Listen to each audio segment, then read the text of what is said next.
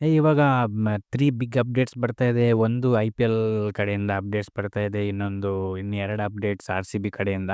So, I-P-L ಕಡೆಯಿಂದ ಏನು ಬರ್ತಾ ಇದೆ ಅಂದರೆ ಮೇನ್ಲಿ ಈ ಮೇ 17 ಅಥವಾ 18ಗೆ ಐ-ಪಿ-ಎಲ್ ಸ್ಟಾರ್ಟ್ ಆಗ್ಬೋದು, ರೆಸ್ಯೂಮ್ ಆಗ್ಬೋದು ಅನ್ನೋ ನ್ಯೂಸ್ ಬರ್ತಾ ಇದೆ.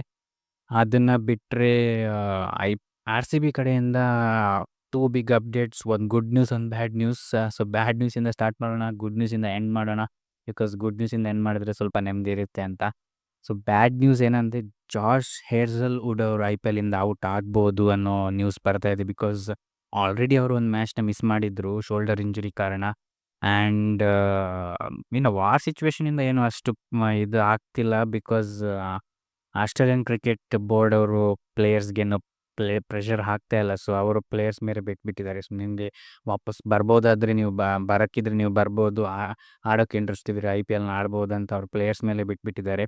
ಸೊ, ಅದು ಏನು ಪ್ರಾಬ್ಲಮ್ ಇಲ್ಲ. ಬಟ್ ಇವಾಗ ಐ-ಪಿ-ಎಲ್ ಪೋಸ್ಟ್ಪೋನ್ ಆಗಿರೋ ಕಾರಣ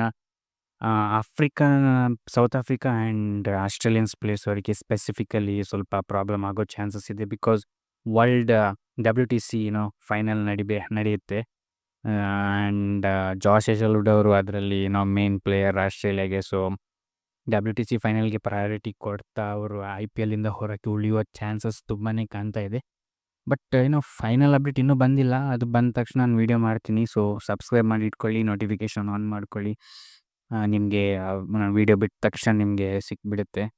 ಆ್ಯಂಡ್ ಸೊ ಹೇಜಲ್ವುಡ್ ಅವರು ಹೊರಗೆ ಉಳಿದ್ರೆ ಅದು ತುಂಬಾ ಬಿಗ್ ಬ್ಲೋ ಆಗುತ್ತೆ ಆರ್-ಸಿ-ಬಿಗೆ. ಬಿಕಾಸ್ ಇನ್ನೂ ಕ್ವಾಲಿಫೈ ಅಂತೂ ಆರಾಮಾಗಿ ಆಗ್ತಾರೆ. ಬಟ್ ಟಾಪ್ 2 ಪೊಸಿಷನಲ್ಲಿ ಬರಬೇಕಂದ್ರೆ ಮಿಕ್ಕಿರೋ 3 ಮ್ಯಾಚಸ್ನು ಗೆಲ್ಲಬೇಕು. ಬಟ್ ಕ್ವಾಲಿಫೈ ಆಗಬೇಕಂದ್ರೆ ಪ್ಲೇ-ಆಫ್ಸ್ಗೆ ಕ್ವಾಲಿಫೈ ಆಗೋದಕ್ಕೆ ಜಸ್ಟ್ 1 ಮ್ಯಾಚ್ನ ಗೆದ್ದರೆ ಅದು ಆರಾಮಾಗಿ ಗೆಲ್ತಾರೆ ಅನ್ನೋ ಕಾನ್ಫಿಡೆನ್ಸ್ ಪಕ್ಕಾ ಇದೆ ನಮಗೆ.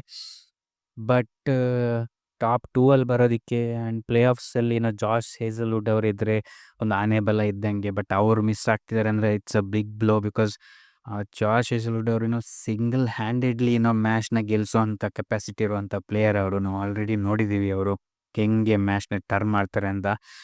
ಸೊ, ಅವ್ರು ಏನಾದರೂ ಹೊರಗಡೆ ಉಳಿದ್ರೆ it's a big blow.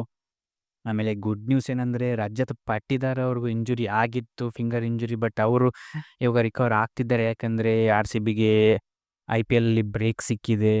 Because ಇಲ್ಲಾಂದರೆ ಕಂಟಿನ್ಯೂ ಆಗಿ ನಾರ್ಮಲಾಗಿ ಐ-ಪಿ-ಎಲ್ ನಡೀತಾ ಇದ್ದರೆ ಅವರು 2-3 ಮ್ಯಾಚಸ್ನ ಮಿಸ್ ಮಾಡೋ ಚಾನ್ಸಸ್ ಇತ್ತು. ಬಟ್ ಇವಾಗ 1 ವೀಕ್ ಬ್ರೇಕ್ ಸಿಕ್ಕಿರೋ ಕಾರಣ ಅವರು ರಿಕವರಿ ಆಗ್ತಾರೆ ಅಂತ ನ್ಯೂಸ್ ಬಂದಿದೆ. ಸೊ, ನೆಕ್ಸ್ಟ್ LSG ಜೊತೆ ಏನು ಮ್ಯಾಚ್ ಇದೆ ಅದರಲ್ಲಿ ರಜತ್ ಪಾಟಿದಾರ್ ಅವರು ಜಾಯ್ನ್ ಆಗ್ಬೋದು ಅನ್ನೋ ನ್ಯೂಸು ಬರ್ತಾ ಇದೆ.